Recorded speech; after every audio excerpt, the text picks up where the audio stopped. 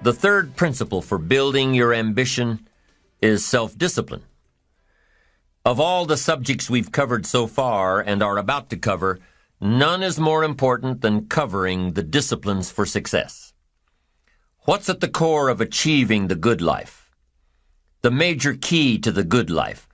The major key is not in learning how to set goals. It is not in learning how to better manage your time. It is not in mastering the attributes of leadership. Every day in 1,000 different ways, we are trying to improve ourselves by learning how to do things. We spend a lifetime gathering knowledge in classrooms, in textbooks, in experiences. Now, if knowledge is power, if knowledge is the forerunner to success, then why do we fall short of our objectives? Why, in spite of all our knowledge and in spite of our collective experiences, do we find ourselves aimlessly wandering, settling for a life of existence rather than a life of substance? There may be many answers to this question. Your answers may be different than your associates or your spouses or your friends. While there may be many answers to this question, the fundamental answer is the absence of discipline. Applying all that we know. That's the key word, discipline. Self-discipline. We might add one more word here, consistent. Consistent self-discipline. It doesn't really matter how smart you are or how much you know if you don't use it. It doesn't really matter that you graduated magna cum laude if you're stuck in a low-paying job. It doesn't really matter if you attended every seminar that comes to town if you don't apply what you've learned. Better than knowledge is applied knowledge. And once we've applied our knowledge, we must study the results of that process. Apply our knowledge, study the results. Refine our approach. Finally, by trying and observing and refining and trying again, our knowledge will inevitably produce worthy results, admirable results. And with the joy and results of our efforts, we continue to apply, to learn, to observe, to fuel our ambition with the positive reinforcement of continued progress. Pretty soon, we'll find that we're swept into a spiral of achievement, a vertical rise to success. And the ecstasy of that total experience makes for a life of triumph over tragedy, dullness, and mediocrity. But for this whole process to work for us, we must first master the art of discipline, self-discipline, consistent self-discipline. It takes consistent self-discipline to master the art of setting goals, to master the art of time management, to master the art of leadership, to master the art of parenting and relationships.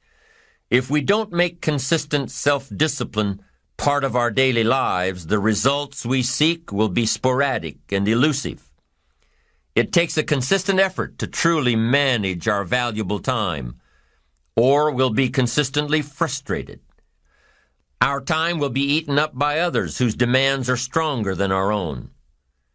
It takes discipline to conquer the nagging voices in our minds, the fear of failure, the fear of success, the fear of poverty, the fear of a broken heart.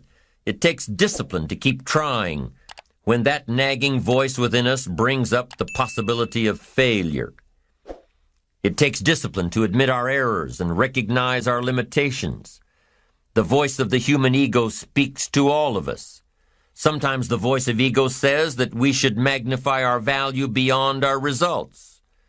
It leads us to exaggerate, to not be totally honest. It takes discipline to be totally honest, both with ourselves and with others. Be certain of one thing: every exaggeration of the truth, once detected by others, destroys our credibility and makes all that we say and do suspect. As soon as a business colleague figures out that we tend to exaggerate, guess what? They'll always think we exaggerate, and they'll never quite hold us in the same regard again. Never. The tendency to exaggerate, distort, or even withhold the truth is an inherent part of all of us. It starts when we're kids. Johnny says, I didn't do it. I didn't do it. Well, maybe Johnny didn't do it, but he probably had something to do with it.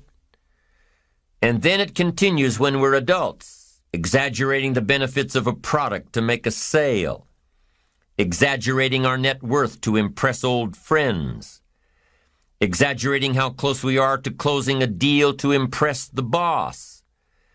And only an all-out, disciplined assault can overcome this tendency. It takes discipline to change a habit, because habits are formed a little bit each day, every day, every day. Once habits are formed, they act like a giant cable. They act like a nearly unbreakable instinct that only long-term disciplined activity can change. We must unweave every strand of the cable of habits slowly and methodically until the cable that once held us in bondage becomes nothing more than scattered strands of wire. It takes the consistent application of a new discipline, a more desirable one, to overcome one which is less desirable. It takes discipline to plan. It takes discipline to execute our plan. It takes discipline to look with full objectivity at the results of our applied plan. And it takes discipline to change either our plan or our method of executing that plan if the results are poor. It takes discipline to be firm when the world throws opinions at our feet. It takes discipline to ponder the value of someone else's opinion when our pride and our arrogance leads us to believe that we are the only ones with the answers. With this consistent discipline applied to every area of our lives, we can discover untold miracles and uncover unique possibilities and opportunities.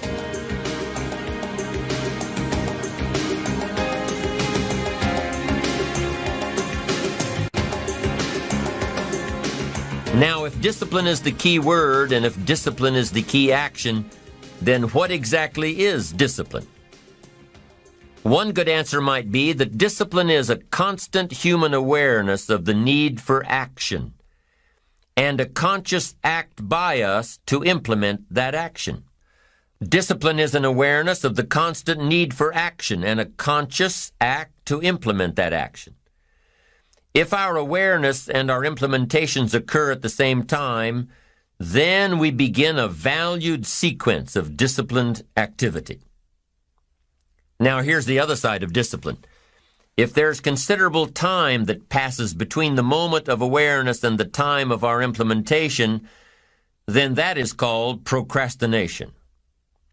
Procrastination, doing it tomorrow instead of today. Procrastination, an almost exact opposite of discipline. The voice within us says, get it done. Discipline then says, do it now. Do it to the best of your ability, today, tomorrow, and always, until finally the worthy deed becomes instinctive. Procrastination says later, tomorrow, whenever I get a chance. Procrastination also says, do what is necessary to get by or to impress others. Do what you can, but not what you must. In every circumstance we face, we are constantly presented with these two choices. Do it now or do it later. Discipline and procrastination. A choice between a disciplined existence, bearing the fruit of achievement and contentment, or procrastination, the easy life for which the future will bear no fruit, only the bare branches of mediocrity. The rewards of a disciplined life are great, but they're often delayed until some time in the future. The rewards for the lack of discipline are immediate, but they are minor in comparison to the immeasurable rewards of consistent self-discipline. An immediate reward for lack of discipline is a fun day at the beach. A future reward of discipline is owning the beach. For most, we choose today's pleasure rather than tomorrow's fortune. So how can you get rid of the easy distractions? How can you keep your mind on what you're trying to do? How can you keep an attitude of doing it all and doing it now? How can you make the choice of discipline over procrastination? How can you stay focused on your ambitions? How can you avoid conversations at the water cooler? You can keep your focus on your work. You can get it done today instead of tomorrow. You've got to really work on your consistent self-discipline on a daily basis, or you'll find yourself distracted. Distracted by negative thoughts, distracted by negative people, distracted by water cooler chatter, and pretty soon, depending on the type of people you've associated with, distracted by your doubts within yourself. Never underestimate the power of influence and associations, and never underestimate the power of your own consistent self-discipline. Now let's take a closer look at discipline, at the 3 steps to becoming disciplined. First, true discipline is not the easiest option. Most people would rather sleep until 10 o'clock than get up at 6. It's easier to go to bed late, sleep late, show up late, leave early. It's easier not to read. It's easier to turn on the television than to open a book. It's easier to do just enough than to do it all. Waiting is always easier than acting. Trying is always easier than doing. Imagine what life would be like if we didn't have to make our bed in the morning, or keep our garage clean, or pay our taxes, or show up for work tomorrow. Wouldn't it be fascinating if we didn't have to do these things? Wouldn't it be fascinating? What do you suppose would become of us? You're right. Not much. For whatever the reason, the system we live in and contribute to is designed to make the easiest things in life the most unprofitable. Profitable seems to be the most difficult. Our world is and always will be a constant battle between the life of ease and its momentary rewards and a life of discipline and its far more significant rewards. Each has its own price, the price of discipline or the price of regret. We will pay one or the other. What we wish we had done is the voice of regret, speaking in a sorrowful tone at a time when there is no going back. This is regret. No second chance. No, what would I do differently? Choose one or the other, but both will have their price, the price of discipline or the price of regret. One costs pennies, the other a fortune. Dostoevsky said, "There are hundreds of young men who would die for the truth, but very few who would spend 5 years studying to know what the truth is." Dying for the truth is much more dramatic than the discipline of studying it one little piece at a time, one day at a time, 1 month at a time.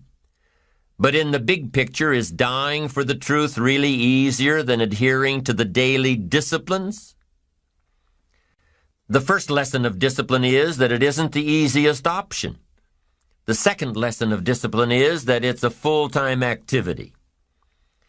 And we've said that the best form of discipline is consistent self-discipline. You see, the discipline that it takes to make your bed every day is the same discipline necessary for success in the world of business. The discipline to organize your garage is the same discipline to organize your business.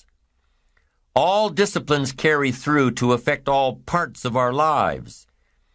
If we're disciplined in just one area and lazy in another, guess what? Pretty soon, the lazy side will creep in and destroy the disciplined side. The bad habits in one area of our life will eventually destroy our self-discipline in the areas we've been working on. Consistency cannot be inconsistent. Discipline is the mind being trained to control our lives. Discipline is a set of standards which we've selected as a personal code of conduct. Discipline is imposing on ourselves the requirements for honoring these standards. Once we've adopted these standards of behavior and conduct, we're committed to honor them. And if we don't, then there can be no disciplined activity.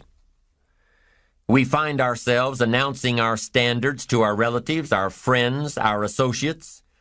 We shout our beliefs and condemn those who believe any differently but then we don't walk the talk.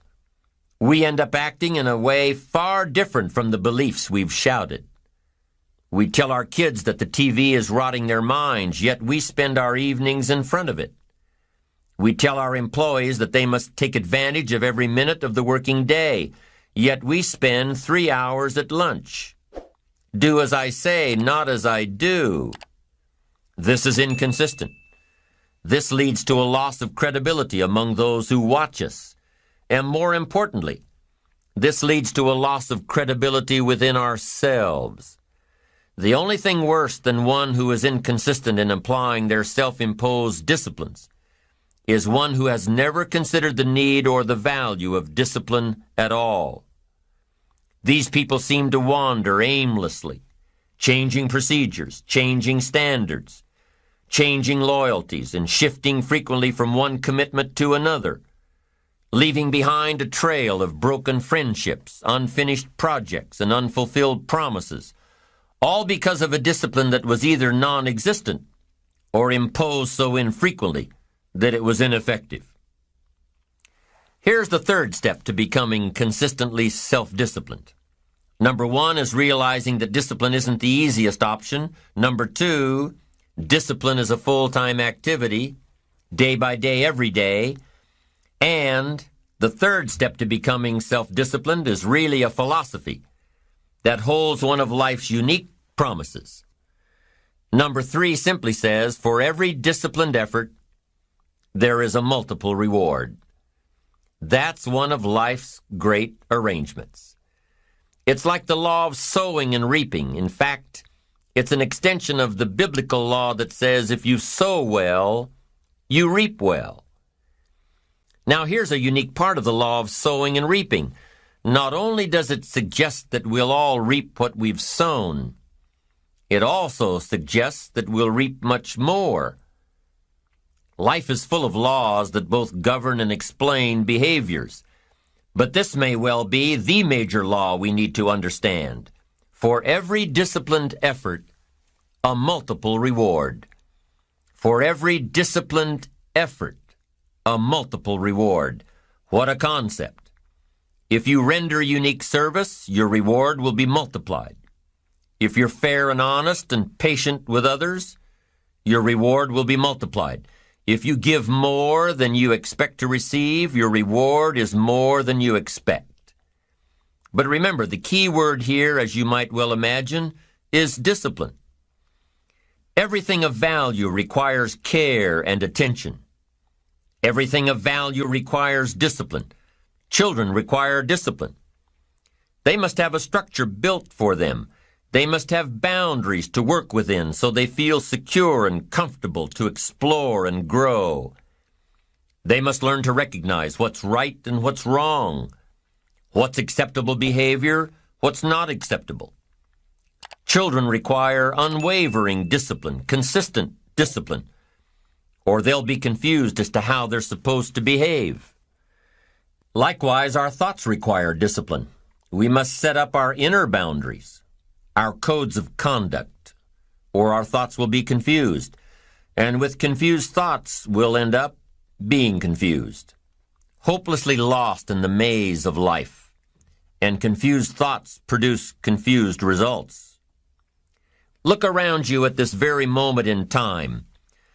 What might you be doing that needs attention? Perhaps you're listening to this program as you drive along in traffic, blowing your horn at someone ahead of you who isn't driving at the speed you'd like to. Perhaps you're listening alone because you've had a disagreement with someone you love or someone who loves you, and your anger won't allow you to speak to that person. Wouldn't this be an ideal time to examine your need for a new discipline? Perhaps you're on the brink of giving up or starting over or starting out. And the only missing ingredient to your incredible success story in the future is a new and self-imposed discipline that will make you stay longer and try harder and work more intensely than you ever thought you possibly could. The most valuable form of discipline is the one that you impose on yourself. Don't wait for things to deteriorate so drastically that someone else must impose discipline into your life. Wouldn't that be tragic? How could you possibly explain the fact that someone else thought more of you than you thought of yourself? That they forced you to get up early and get out into the marketplace when you would have been content to let success go to someone else who cared more about themselves. Your life, my life, the life of each one of us is going to serve as either a warning or an example. A warning of the consequences of neglect, self-pity, lack of direction and ambition, or an example of talent put to use, of discipline, self-imposed, and of objectives clearly perceived and intensely pursued.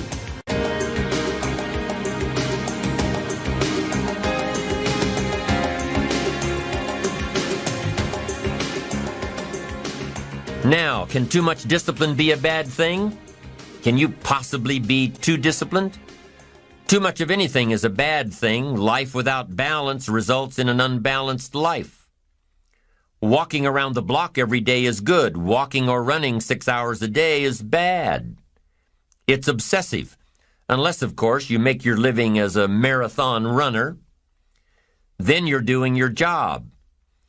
Eating an apple a day is good. Eating only apples is bad. You won't get all the protein and vitamins and nutrients your body needs. Working hard, burning the midnight oil, doing it until is good.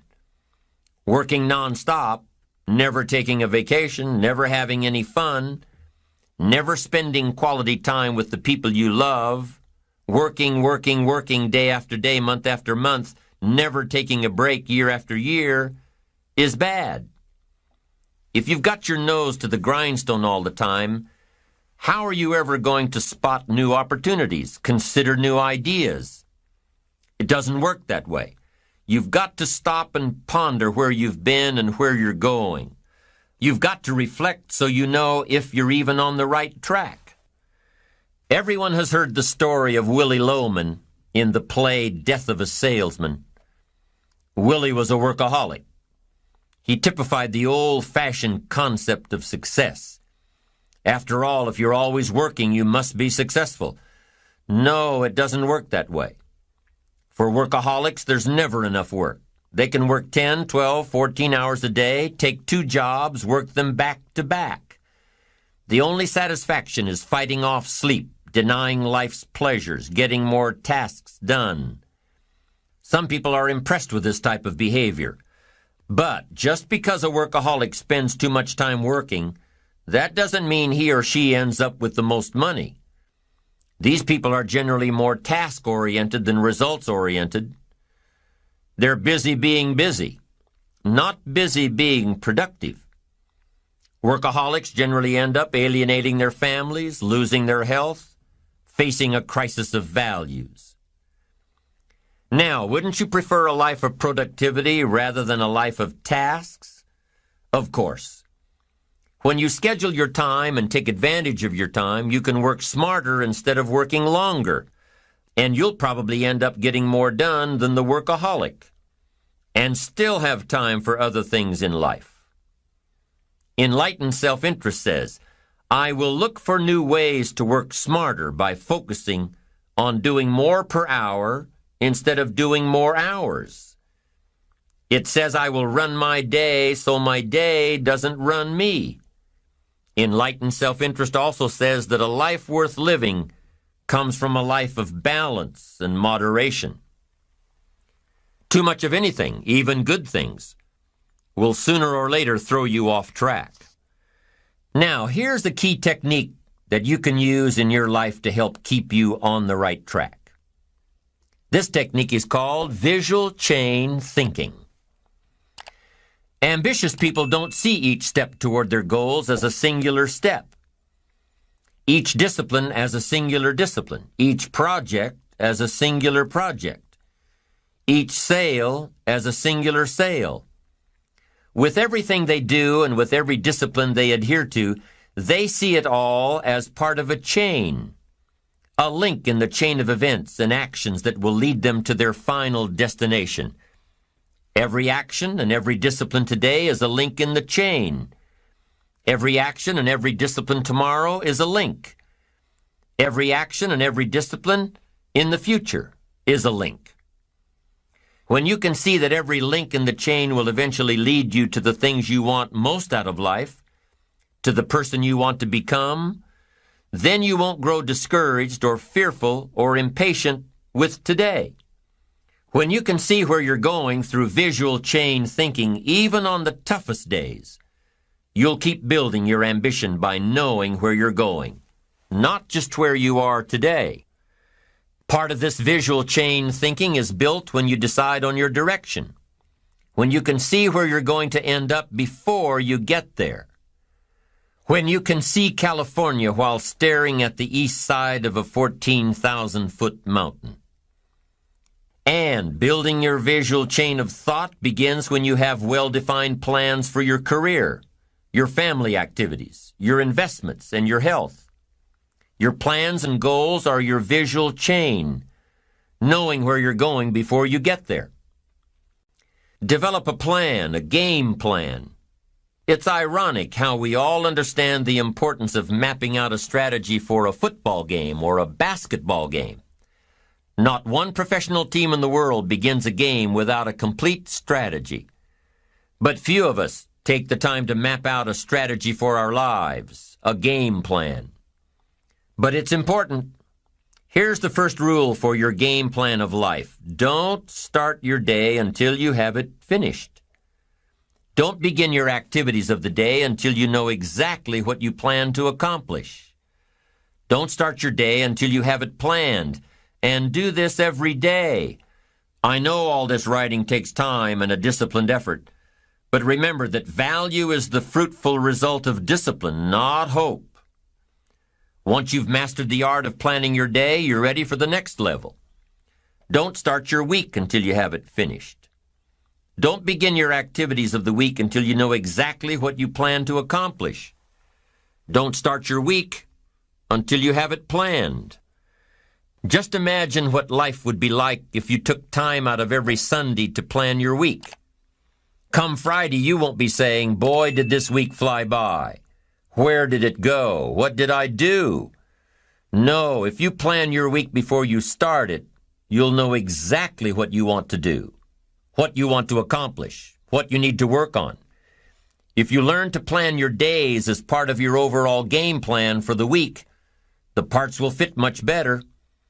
Your days will be better, more effective. You'll be working smarter, not harder. And when you've learned to plan your week, guess what? You've got to plan your month. Don't start your month until it's finished. By developing a game plan for your days, your weeks, your months, by developing and following your game plan, your days and weeks and months all become part of a bigger plan, a bigger design, a long-term view of your life, a visual chain.